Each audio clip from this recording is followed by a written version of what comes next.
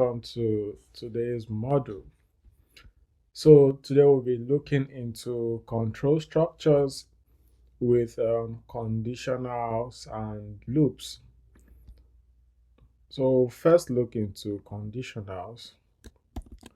So what are conditionals? These are if statements, if, else. So look at this code here. We have our score of 78. Now we are saying if the score is greater than or equal to 90, then make the grade A. Else, if the score is greater than or equal to 80, we want grade to be a B. Else, if score is greater than or equal to 70, we want grade to be a C. Else, if the score is greater than or equal to 60, we want grade to be a D. Else, grade is equal to F. So notice the syntax we used. We have curly brackets for each statement, for each condition. There are curly brackets that have the condition and the response for those conditions. So if you run this, you have the score, and run this conditional statement. So what would you think the grade would be? Since the score is greater than 80, greater than 70, but less than 80, it means this conditional statement is what will be activated. So meaning grade would be a C. Now you can also combine conditions just like this. Now we have age, we have income. Notice that we are assigning this 25 to age, but because we added a semicolon here, we can also run another code side by side.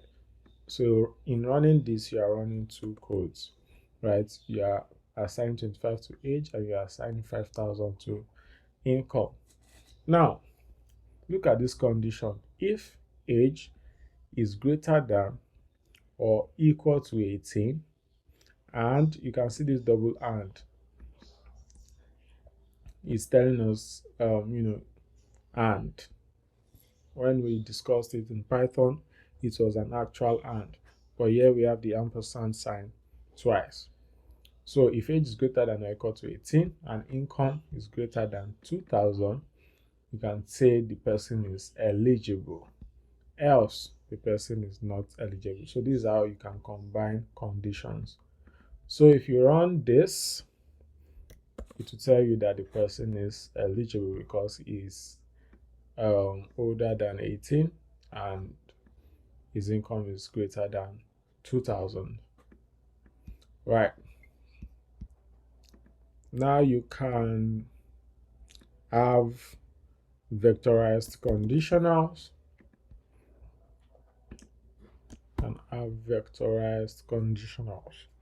So we have a couple of scores here. We are assigning this vector into this variable called scores. Now look at this statement, if else. So if else is also a function, a conditional function. So if else scores is greater than or equal to 90, we want it to be excellent.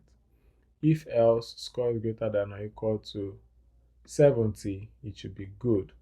So the next statement will be the else, which would be needs improvement. Now, if you run this and run this, you would see that we have 5 statements for each of these scores in the vectors.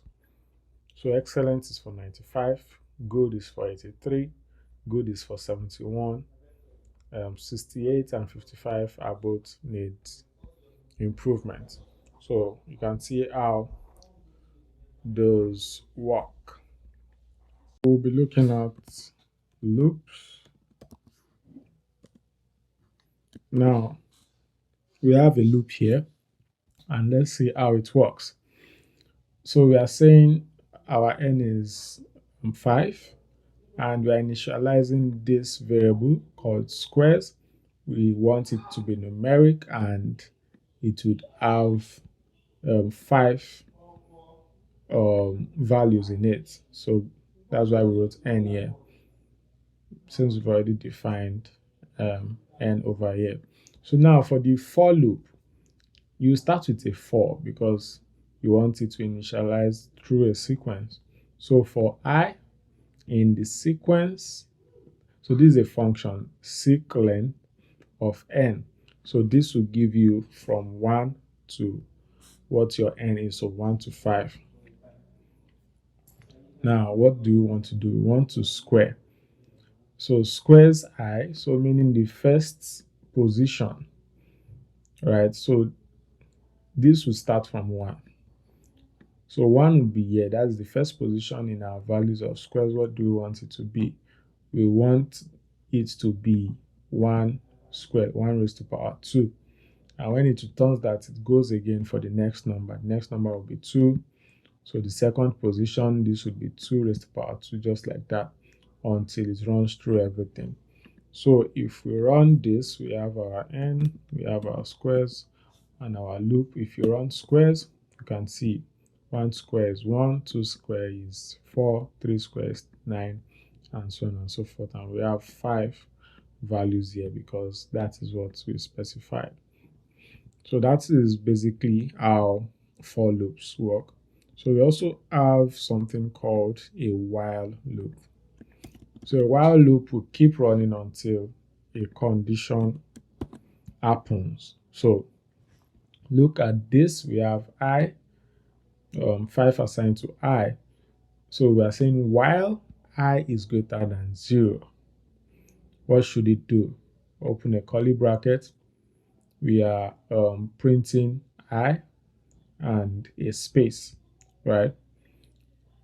Then we'll update what I is. I would be I minus 1.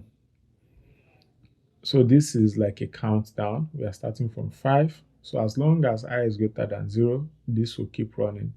So once it meets this condition, that is when this turns to 0, this while loop will end and this would be printed, right? So let's look at how it would go.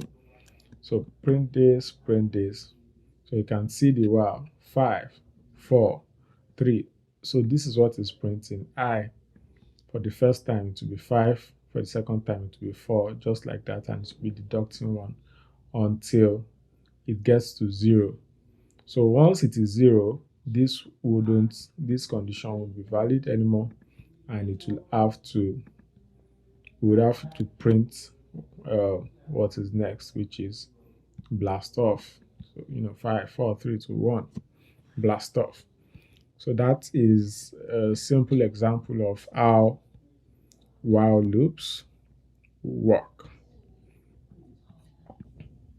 And so now we're looking at repeat loops. So repeat loops is also similar to while loops, but a subtle difference is that for repeat loops, we would exit the loop when this becomes true, right?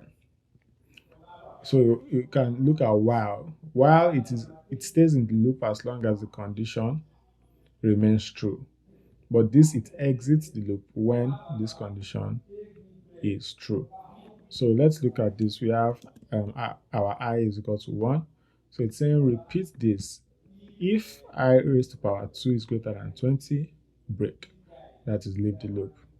But if not, you should print this and add 1 to our I. So our I will keep increasing. So if you run this code, you have 1, then 4, then 9, then 16. So the next number would be greater than 20, and that would break the loop. So that is a simple repeat loop. Now we have next that skips an iteration. So look at this is a for loop. So for I in 1 to 5, if I is exactly equal to 3, skip or next. Else print what that value is. So if you run this, you would see that 3 won't be a part of the output because we told it to skip the iteration. So that is what next is used for. So that might be helpful for you. Now we have a couple of logical helpers that we can use. So let's assume we have a vector of 1, 2, 3, 4, 5 and assign it to nums, which will tell you the position of numbers greater than 3. So if you run this, we have numbers in position 4 and position 5. Those are the numbers greater than 3.